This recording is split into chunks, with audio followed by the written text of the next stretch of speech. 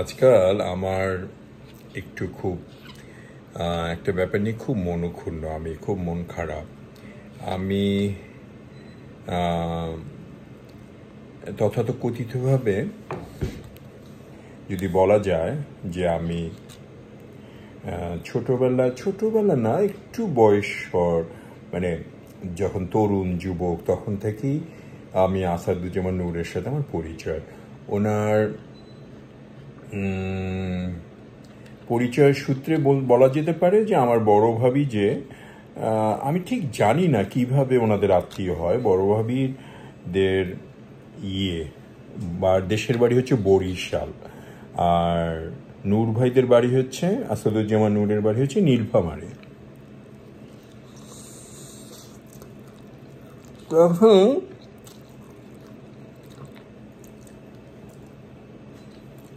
ওনাদের কিভাবে আত্মীয় হয় আমার মাথায় ঢুকতেছে না। নূর ভাইয়ের সাথে বরিশালের কোনো সম্পর্ক নাই, আর নীলফামারীর সাথে ভাবিদের কোনো সম্পর্ক নাই। তারপরেও ওই যে কচি ভাইয়ের বিয়েতে আর একটা ভাই ছিল, ডাক্তার ভাবির চাস্তো ভাই, ওনার বিয়েতে আরেকজন, মানে এই ধরনের অনেকের বিয়েতে একজনের বিয়ে হলো। আবার ওই যে ভদ্রমহিলা, যে তুমি চেয়েছো গো জানতে, এই ধরনের গানটা গাইছিল খানাদার সাথে, এটা ছবিতে অভিনয় করছিল, কি জানি না, মায়া হাজিরিকা নাকি। তো যাই হোক, ওই ভদ্রমহিলার মেয়ের সাথেও বিয়ে হয়েছে আর একজনের।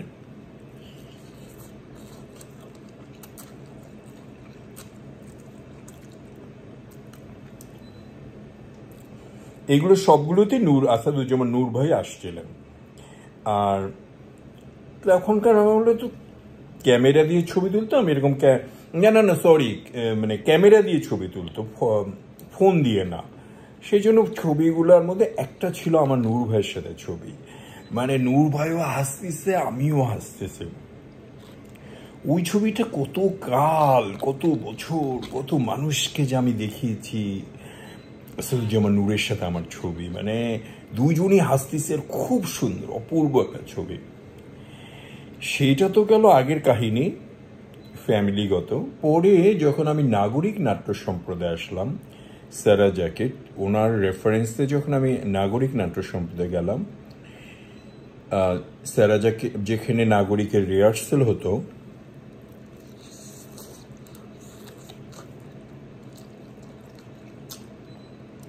সেইখানে আবার মহিলা সমিতি মঞ্চে নাটক হইতো, মহানগরী একটা নাটক হয়েছিল, সেখানে শাহিন সামাদ যে উনিও অভিনয় করেছিল। নূর ভাইরা কলকাতা গেছিল, দিল্লিতে গেছিল নুরুল দিনের সারা জীবন নিয়ে। ওই সময়টা আমি ছিলাম নাগরিকের সাথে। তো ওইখানে নূর ভাই আমাকে বিভিন্ন জায়গায় পাঠাইতো। সেগুন বাগিচাতে প্রেস ক্লাবে একবার কবিতা আবৃত্তির অনুষ্ঠান হচ্ছে, নূর ভাই আমাকে কয় কি তুই যা। আমি হ্যাঁ যাবো।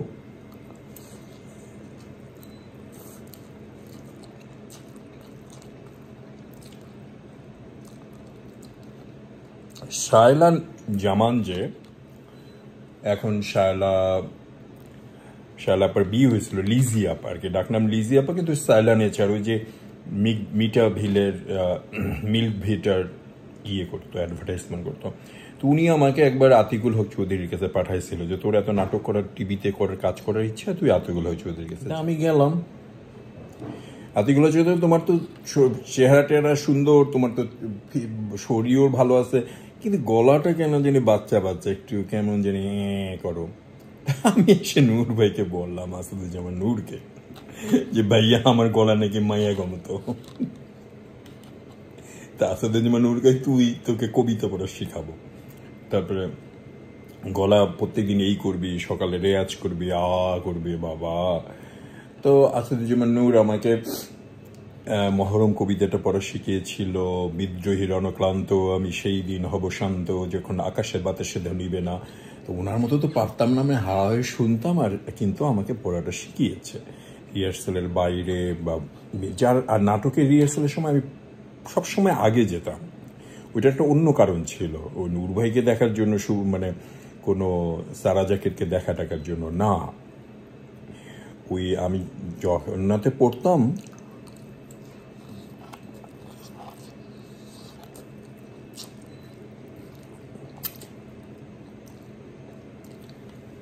আর থাকতাম ধানমন্ডিতে।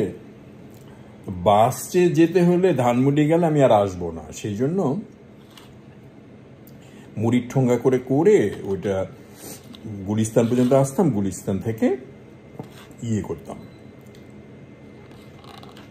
কি কলে ওটাকে, তারপর একটা বাসে চড়ে মগবাজারে যেতাম। তারপরে নূর ভাই আমাকে কবিতা পড়া শেখাইতো, খুবই খুবই।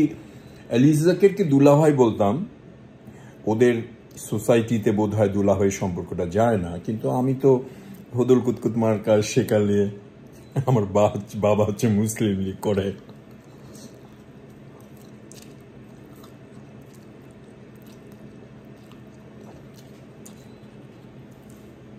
হ্যাভিং সেড দ্যাট, এটা তো আমার একটা জার্নি ছিল বাংলাদেশে।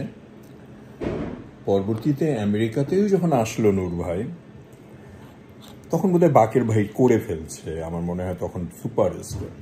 তারপরেও আমার সাথে ঘুরলো, ইস্তিয়াক ভাইয়ের বাসায় লং বিচে ছিল, ইস্তিয়াক ভাই আইসুর বাসাতে। নাগরিক যখন আসলো, ওরা এখানে নাটক করলো, আর আমি নাগরিকের একমাত্র বান্দা যে আমেরিকায় থাকি। খালেদ খান থেকে শুরু করে সারাজিক সবাই, অনেকে, বিপাশা তখন পিচ্ছি ছিল, আমিও পিচ্ছি, তখন আমি মাত্র আসছি আমেরিকায়। তো নূর ভাই আমার গাড়িতে করে ঘুরলো টুরলো, সব মিলে শুধু যেমন নূর আমার জন্য একটা বিশাল ব্যাপার, আমার জন্য একটা অদ্ভুত ব্যাপার। সেই জন্য আমার মনটা খুব খারাপ যে রাজনীতি করলে, পলিটিক্স করলে কি মানুষ এরকম হয়ে যায়, মানে বিশ্বাস করতে পারতেছে না। একদিকে সারা জীবন আমি আওয়ামী লীগকে মনের মধ্যে ধারণ করে রাখছি, শেখ মুজিবুর রহমানের কে আমি আমার একটা অন্ধের মতো ভালোবাসা। যদিও এইখানে বঙ্গবন্ধু সম্মেলন কোথায় কোথায় যে অনেক জানছি, আবার ভিডিওতে পিনাকি বা এসে এগুলোও জানছি।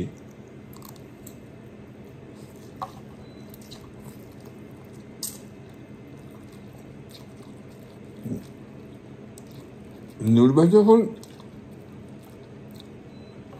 বঙ্গ সম্মেলনে আসলো, তখন আমাকে বলছিল, তুই অ্যাডভার্টাইজমেন্টের উপরে ছোট কোর্স করে চলে আয়, বাংলাদেশে চলে আয়, আলী জাকের আছে, আমি আছি, তোর একটা কিছু হবে না। আমাকে ঠিক আছে, মানে আমি ঠিক আছে এটা বলিনি, আমি থাকবো আমেরিকায়, আমি কি সে ঠিক আছে বাংলাদেশে যাবো, এরকম একটা ভাব। আমি তো পিচ্ছি। কিন্তু আজকে নূর ভাইয়ের এই কথাগুলো শুনে আমি নিতে পারতেছি না। আমি কোনো ভিডিও দেখিনি, টুকটাক শুনেছি।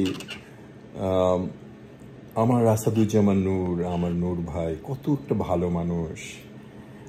আমি মানুষ চিনি না, বেশি চিনতে ভুল করি, কিন্তু আসাদুজ্জামানের নূরের মতো একটা মানুষ, আহার, সে নাকি কাকে খুন করার জন্য দায়ী, তারপরে মন্ত্রী ছিল তখন নাকি এটা করেছে ওটা করেছে। আমি ঠিক বুঝতে পারতেছি না, মানুষ কি এত বদলে যায়, এত বদলে যেতে পারে? আমার সেই, আমরা যখন স্টেজ টানতাম, নুরুদ্দিনের সারা জীবনে বিশাল একটা স্টেজ ছিল, তারপরে আপনার চেয়ার টানতাম, নূর ভাই এসে আমাদেরকে হেল্প করতো। উনি তো অভিনেতা, আমি যদি অভিনয় করতাম আমি তো কোনো দিনই টানতাম না।